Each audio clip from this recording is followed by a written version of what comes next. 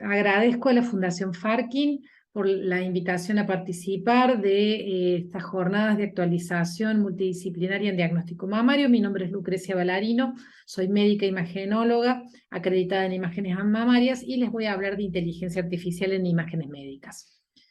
Para empezar a hablar de inteligencia artificial, vamos a definir primero de qué se trata la inteligencia humana. Los humanos podemos aprender por la incorporación de conocimientos y aprendemos además de nuestros errores. Tomamos decisiones basadas en nuestra experiencia y en la información recolectada que también tenemos guardada en nuestra memoria. Y nos comunicamos con otros individuos mediante distintas formas, ya sea oral o escrita. Estas características de la inteligencia humana es lo que intenta hacer la inteligencia artificial, término que fue acuñado por McCarthy en 1955. Los algoritmos de inteligencia artificial intentan realizar tareas tradicionalmente asociadas con la inteligencia humana, tales como aprender y resolver problemas. La inteligencia artificial, que cuando uno la define parece tan alejada en el desarrollo, forma parte de nuestra vida diaria. Vamos a ver en qué aspectos forma parte de la vida diaria y van a ver que a diario estamos interactuando con la inteligencia artificial. Por ejemplo, cuando utilizamos asistentes de voz como en Google o los asistentes, el asistente del celular como es Siri. Los teléfonos inteligentes que reconocen nuestra cara utilizan algoritmos de inteligencia artificial. Los contenidos de las redes sociales que nos sugieren que sigamos determinadas personas o determinados sitios basados en nuestros gustos o nuestras selecciones, utilizan inteligencia artificial. El texto predictivo que tenemos, por ejemplo, en Google, que puede ir anotando las palabras que más frecuentemente uso, por ejemplo, con mis hijos, que transfiero, el texto predictivo utiliza inteligencia artificial. Las recomendaciones de productos, cuando uno selecciona un producto y luego abre Amazon a la semana, le aparece en la lista de abajo todos los productos que están ligados con aquella búsqueda inicial. Los chatbots de los bancos que nos asesoran cuando tenemos alguna duda, utilizan inteligencia artificial. Las playlists de Netflix o de Spotify, que están creadas de acuerdo al gusto de cada uno, utilizan inteligencia artificial. Las herramientas de tráfico, tales como Waze o Google Maps, utilizan inteligencia artificial para ir guiándonos. Toman datos de los usuarios que están circulando y con eso organizan el tránsito.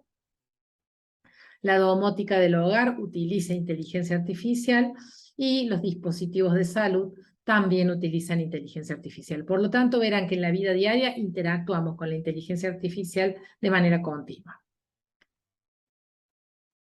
¿Qué pasa con la medicina? Bueno, esta es una pequeña búsqueda en PubMed que hice rápidamente antes de preparar esta charla.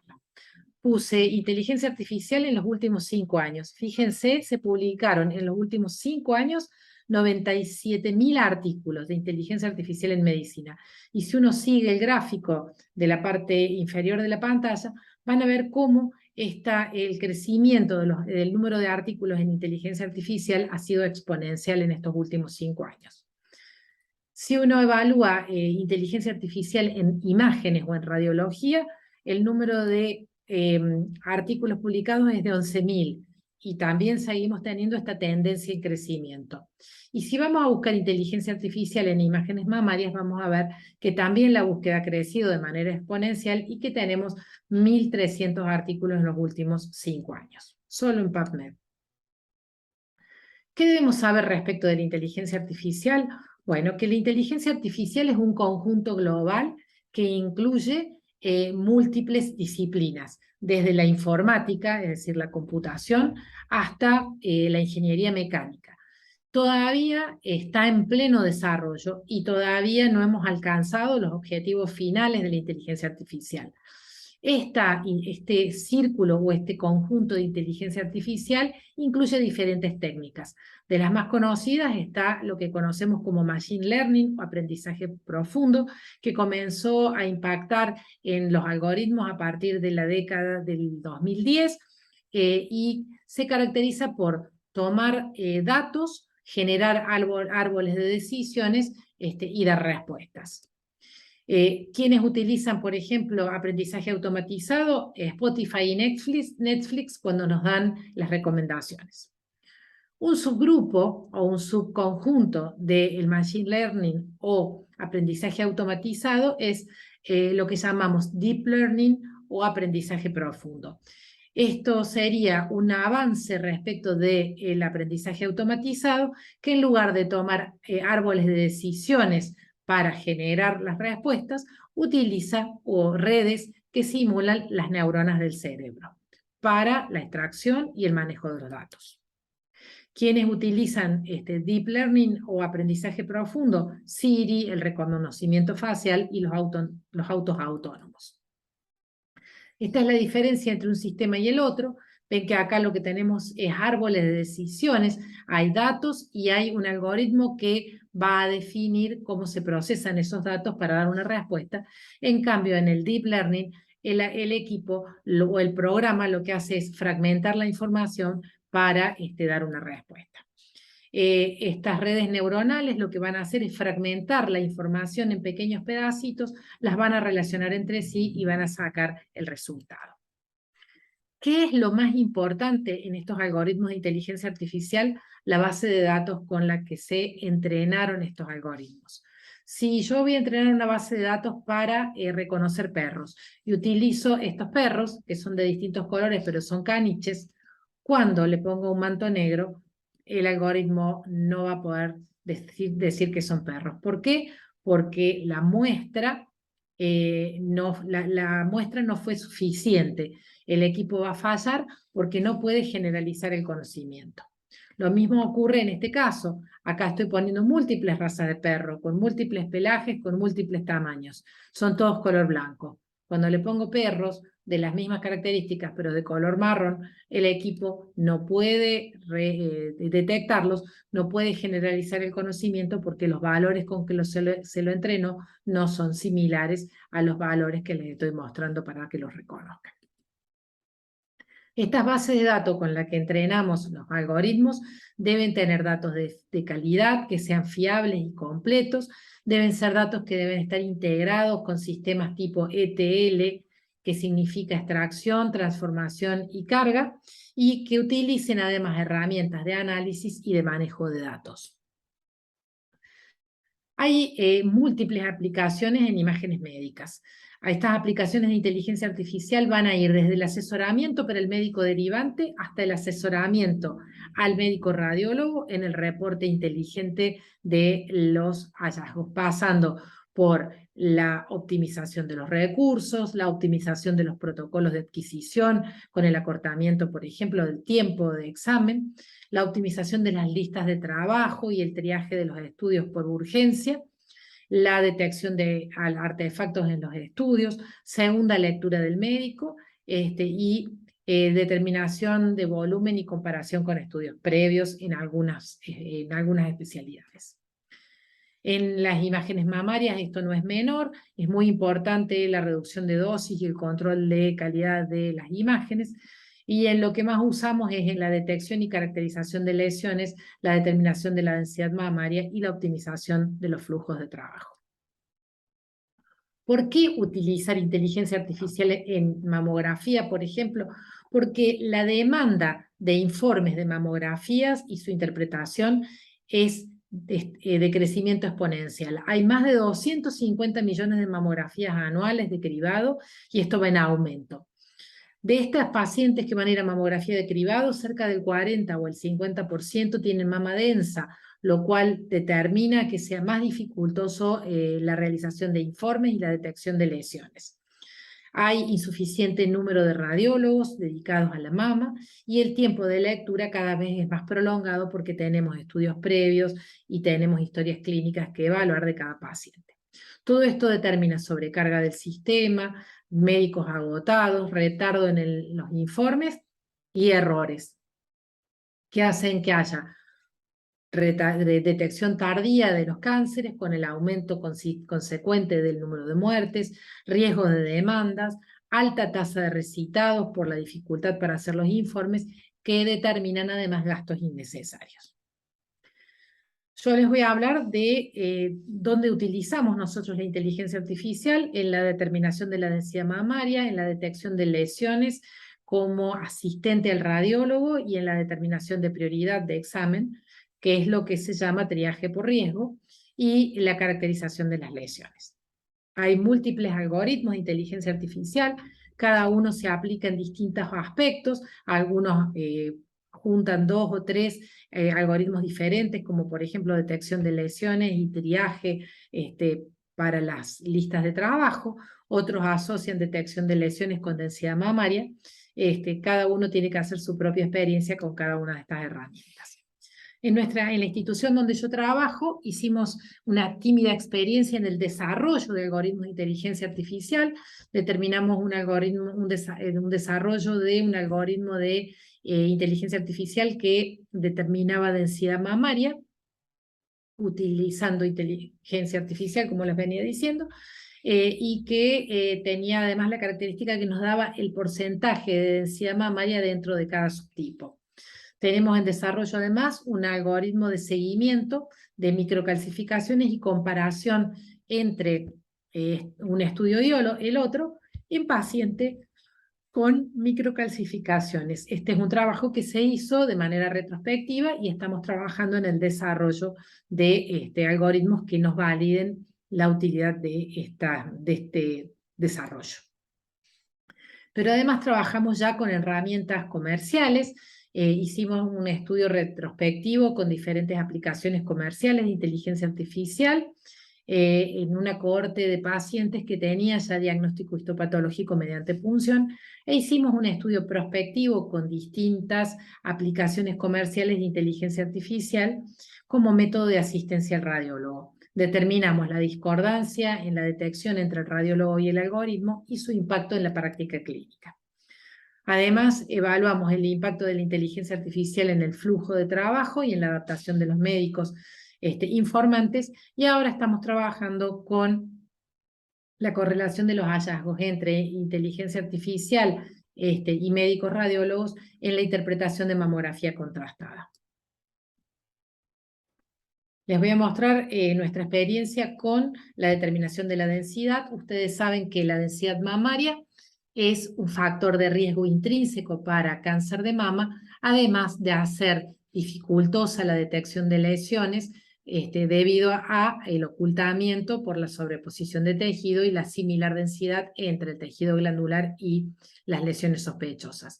Sabemos que una paciente que tiene mama densa se va a beneficiar con estrategias diferentes o agregadas a la mamografía de control anual para la detección de cáncer. Se consideran pacientes de riesgo intermedio y es muy importante determinar en qué grupo de densidad mamaria se encuentran estas pacientes para las futuras recomendaciones. Sabemos que entre los distintos radiólogos hay mucha variabilidad en la interpretación de las densidades mamarias, especialmente cuando se trata de dirimir entre mama densa y no densa, y los algoritmos de inteligencia artificial han resultado una herramienta útil para determinar de manera correcta y consistente la densidad mamaria.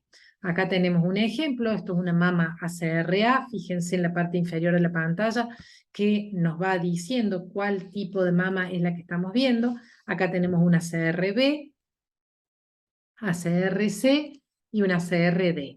Lo que hace el algoritmo es determinar la densidad mamaria, el número de píxeles con determinado valor numérico, y nos informa la densidad mamaria de manera constante y con poca variabilidad. Para la detección y caracterización de lesiones, comparamos dos productos distintos, evaluamos su impacto en el flujo de trabajo y utilizamos los scores de riesgo de cada algoritmo. Este es uno de los que probamos. Fíjense que las lesiones las vamos a ver marcadas en color, sobrepuestas con la mamografía y vamos a poder determinar además un score de riesgo. Que sería en qué lugar de esta banda de color se encuentra el hallazgo señalado, y de acuerdo a este score de riesgo, si es menos de 25 o más de 79, vamos a poder definir cuánto es realmente el valor de ese hallazgo en inteligencia artificial. Esta es la otra herramienta que utilizamos. Acá también tenemos un valor numérico y un valor en colores. El porcentaje numérico lo vamos a correlacionar con la posibilidad de BIRATS, y acá tenemos que hay una lesión que tiene un hallazgo con un 35% corresponde a un BIRATS 4A. El hallazgo en la mama contralateral es un 21%, corresponde a un BIRATS 3, y el hallazgo de esta mama en medio lateral oblicua es de un 17%, también estará dentro de lo que se considera BIRATS 3.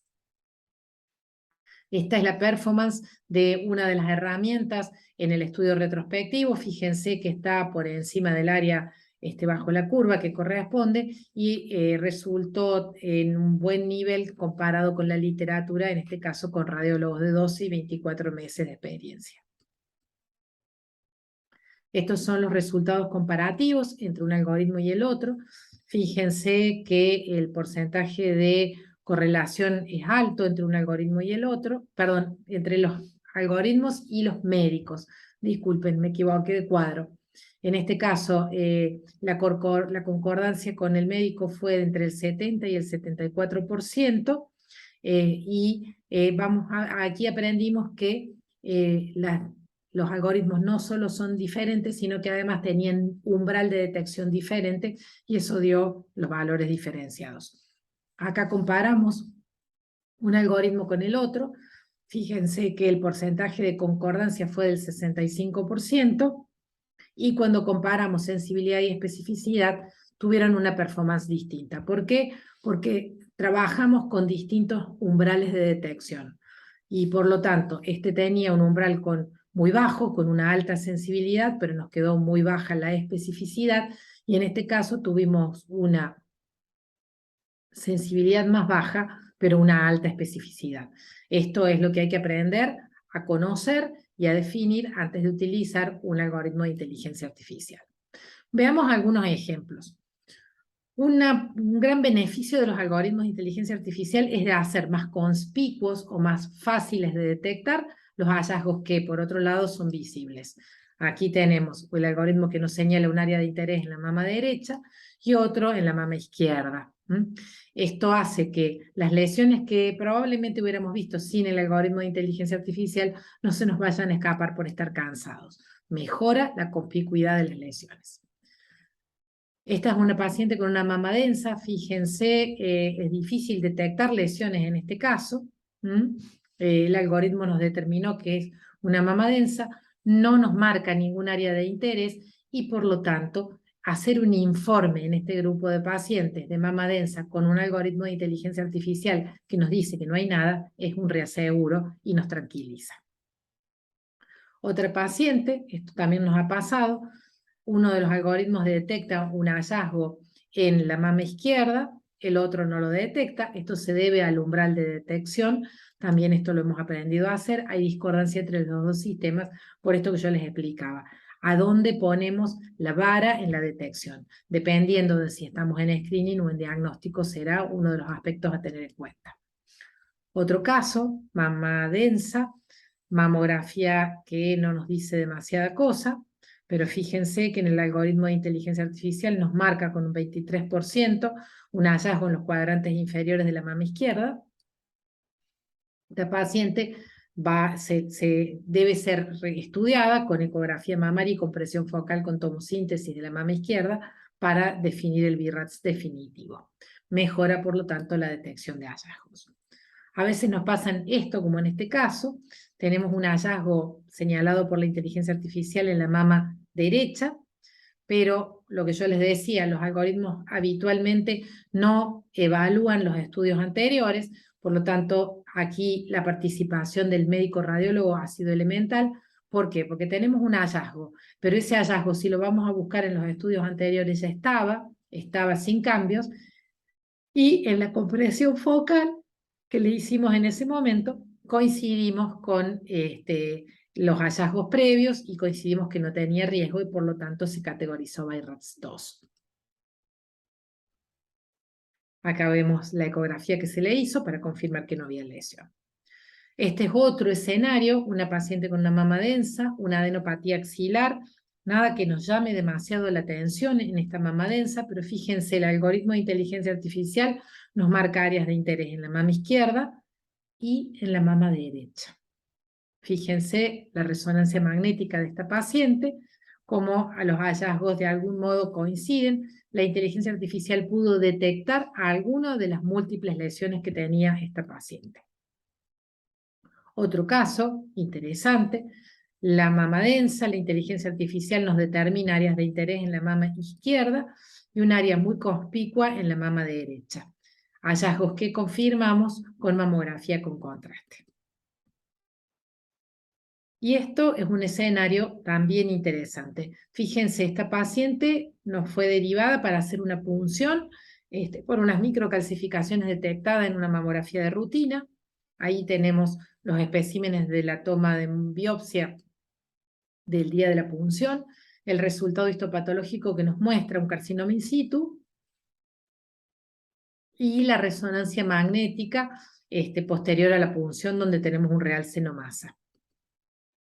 Y este es el algoritmo de inteligencia artificial de un año antes, que ya nos señalaba, sin las microcalcificaciones, el sitio donde había una lesión sospechosa.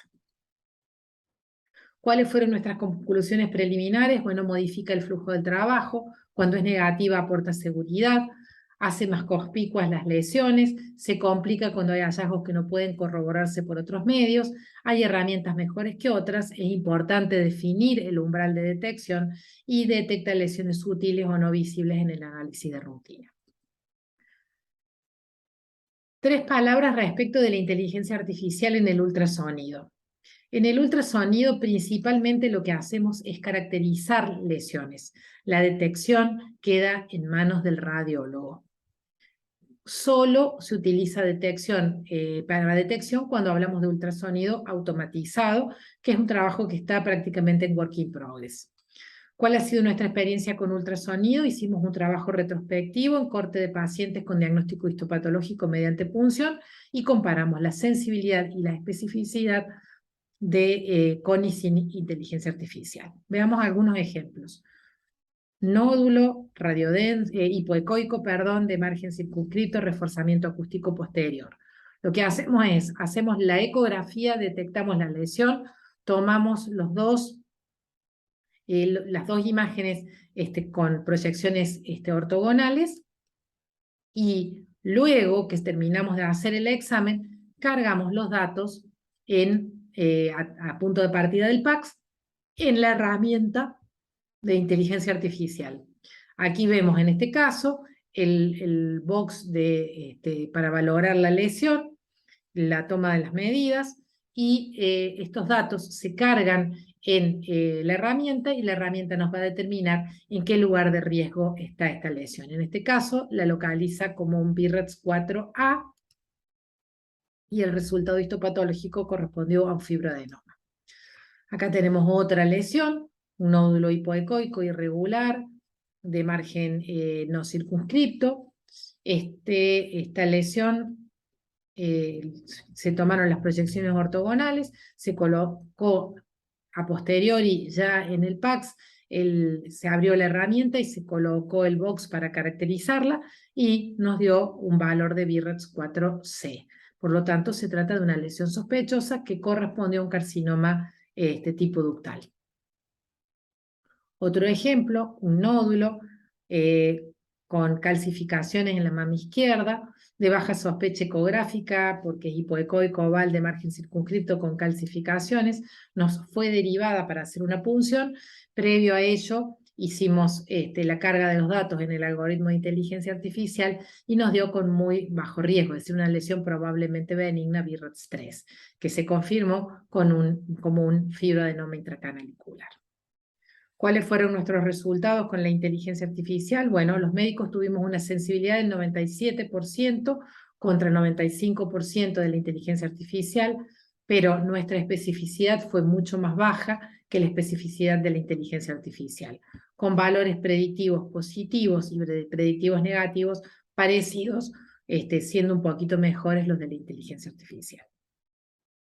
Esta es otra herramienta de inteligencia artificial, esta está incluida dentro del ecógrafo. Acá tenemos una paciente que mamográficamente tiene un nódulo. En el examen ecográfico encontramos esta imagen anecogénica y esta imagen nodular. El nódulo correspondía a la imagen que vemos en la mamografía. Fíjense cómo el equipo reconoce las lesiones, toma automáticamente las medidas y nos ayuda a caracterizar, dándonos la orientación, el margen, el patrón ecográfico, y de acuerdo a esto es más fácil determinar la categorización. En este caso, el quiste se categorizó BIRADS 2 y la lesión nodular sólida fue categorizada BIRADS 4C. ¿Cuáles son nuestras conclusiones preliminares? Bueno, es tedioso cargar los datos y la adquisición de la imagen debe ser muy cuidada. Ayuda a la caracterización, pero la detección de las lesiones sigue siendo patrimonio del radiólogo.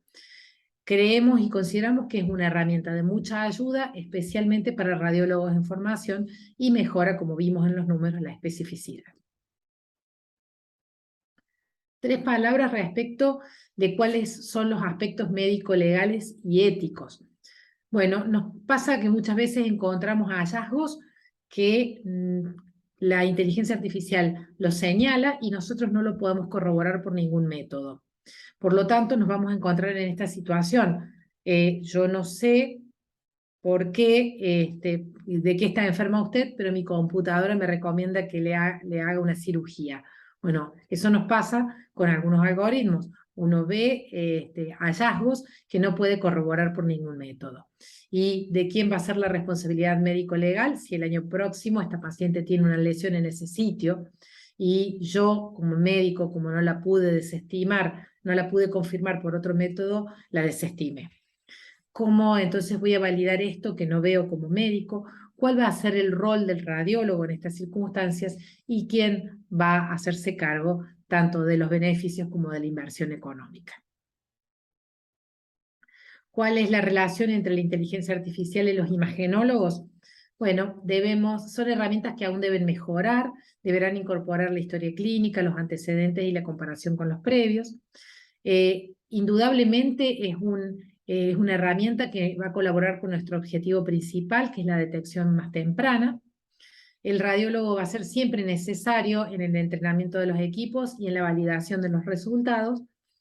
También es necesario en la realización de técnicas de intervencionismo y en la toma de decisiones. Y tengamos en cuenta que la inteligencia artificial llegó para quedarse. Y la inteligencia artificial no va a reemplazar a los radiólogos, pero seguramente va a reemplazar a los radiólogos que no la quieran usar. Les agradezco por su atención y nuevamente le agradezco a la Fundación Farkin por esta oportunidad de compartir con ustedes nuestra experiencia. Muchas gracias.